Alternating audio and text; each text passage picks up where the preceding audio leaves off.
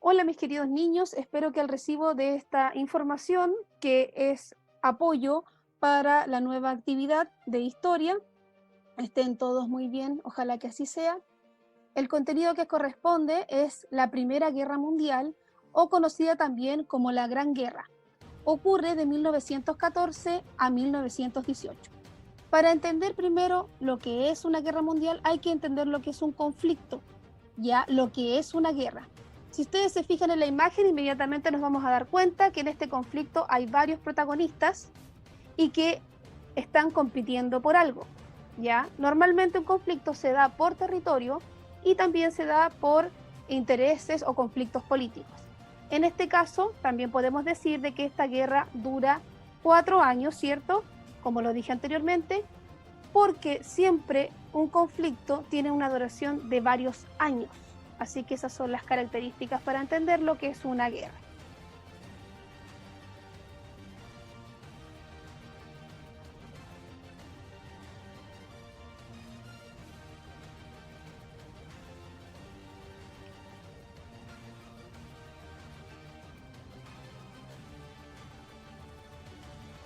¿Por qué ocurre esta guerra? Como todas las guerras, como yo les vengo enseñando desde séptimo básico, siempre van a ocurrir por competencia, por territorios que tienen recursos, ¿cierto? Que tienen población, que puede ser muy importante para el desarrollo y el poderío de un país o de un imperio. También por conflictos políticos, ¿cierto? Por el protagonismo del poder entre las naciones y entre los imperios en este caso. Si se dan cuenta en la imagen, ahí tenemos a Europa, ¿cierto? Y la parte oeste de Asia, que es donde ocurre este conflicto. Lo estamos situando desde la perspectiva espacial. Ahí hay un imperio que es el austrohúngaro, está Alemania, están los rusos, está Francia, está el Reino Unido, Gran Bretaña o Inglaterra, ya se conoce por esos nombres, y Estados Unidos, que se va a meter en un tiempo posterior al conflicto. Primero los estoy ubicando, ya, si se dan cuenta, abajito está Italia y esto es lo que sería el mar Mediterráneo. Entonces, continuamos.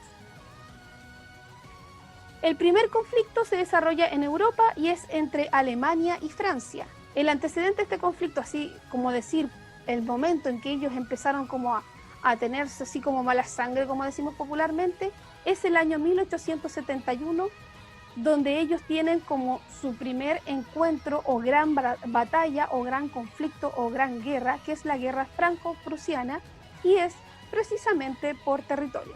Porque si se fijan en la imagen, ellos están muy cerca y este espacio siempre ha sido un espacio de conflicto entre ellos.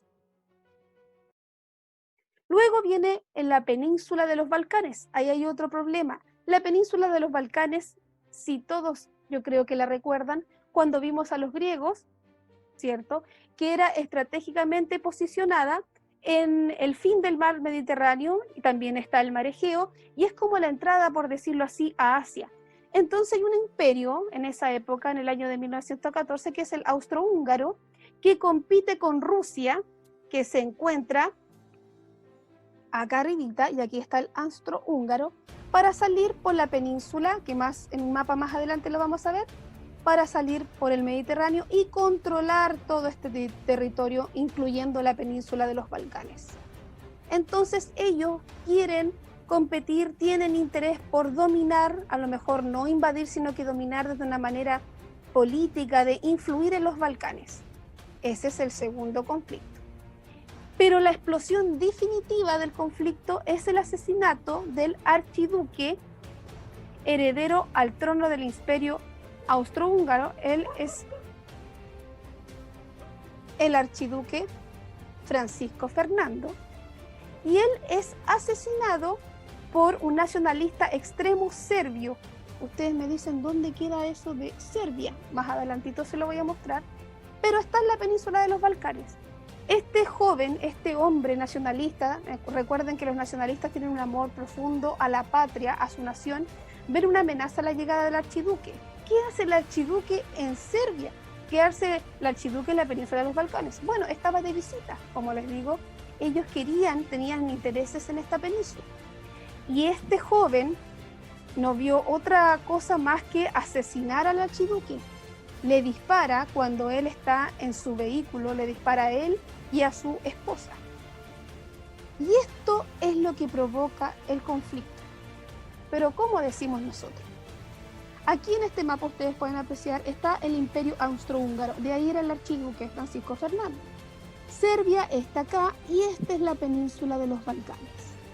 La situación ocurre en esta zona que él está de visita y cuando le dispara acá. Entonces Austria-Hungría, al ver a su líder muerto, asesinado, le declara la guerra a Serbia. Y Rusia, que ve, pero ¿qué pasa? ¿Qué está ocurriendo? Le declara la guerra a Austria-Hungría, aprovecha la oportunidad porque Rusia también tenía intereses en la península de los Balcanes. ¿Ya? ¿Están entendiendo hasta ahí? Entonces, Alemania, como era amiga, aliada, siempre lo ha sido de Austria-Hungría o Austria, que la vamos a conocer después de la Segunda Guerra, le declara la guerra también a Rusia, ¿cierto? Y a Serbia y a todo lo que está acá. Luego Francia dice, pero ¿cómo Alemania se mete en este conflicto? Y como ellos tenían problemas acá, Francia se mete en la guerra declarándosela a Alemania. Y aquí aparece Reino Unido, y ustedes dicen Inglaterra, Reino Unido, ¿qué tiene que ver? ¿Recuerdan cuando yo les nombré y les expliqué en parte el año pasado lo que era el imperialismo? Bueno, él tenía intereses territoriales y lo vio como una oportunidad para llegar a esta zona. Y también miró esta zona. Entonces se dan dos alianzas estratégicas de tres naciones. La Triple Alianza, que es Alemania, Austria-Hungría e Italia, que también entra al conflicto, también por intereses territoriales, políticos y económicos, y la Triple Entente, que corresponde a Francia, a Rusia y a Reino Unido. Y así queda, ¿ya? La Triple Alianza, ¿cierto? Los países que están acá abajo van en apoyo de los grandes que entran en el conflicto, y lo mismo sucede acá, como les dije, Grecia, de la península de los Balcanes, van en apoyo de los países que están acá. Entonces se ve, esta es una imagen de época que muestra al Kaiser alemán. Un Kaiser es una persona como un líder. Kaiser significa como el César, ¿se acuerdan del Imperio Romano? Como la cabeza principal. Y lo imagina un artista, este artista, como una serpiente que está amenazando, ¿cierto?, a lo que es Inglaterra, Francia, Rusia y Italia, y Estados Unidos, que después voy a explicar por qué entra en el conflicto. Así es el escenario de guerra, ¿ya? Fíjense bien que donde aparecen las explosiones, por decirlo, tiene una simbología el mapa, es donde ocurren las principales guerras, ¿ya? Las principales como batallas, por decirlo. La zona de colores distintos, por ejemplo, en el océano, hay donde hay la guerra submarina, que llama mucho la atención el uso de tecnología.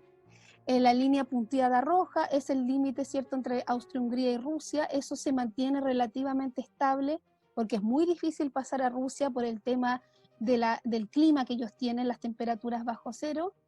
Y hay expediciones, hay ciertos lugares donde se estanca la guerra, y para que se fijen en el mapa, hay imperios que están entrando, hay imperios, sobre todo esta parte, Austria-Hungría, que Alemania aquí queda como parte, un territorio muy grande que empieza a pelear hacia los costados, hacia afuera. Ellos como que quedan encerrados en el conflicto, en la zona central, por decirlo, de Europa.